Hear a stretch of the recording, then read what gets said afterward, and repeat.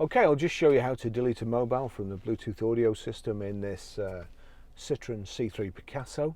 Okay, first of all, you've got your radio controls here on the radio, but the display's up there, so hopefully I'll be able to show you and you can see.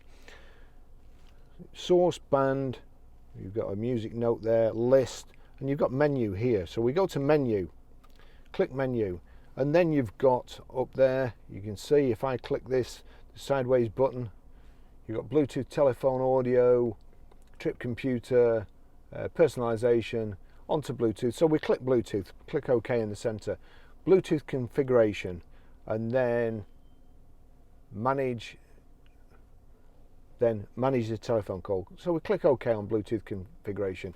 It's on perform a Bluetooth search there, but what we want to do is delete a paired equipment, which is the next one up. So delete a paired equipment, click OK.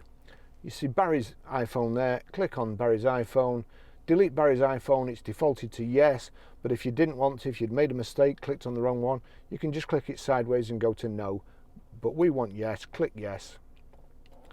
Deletion complete.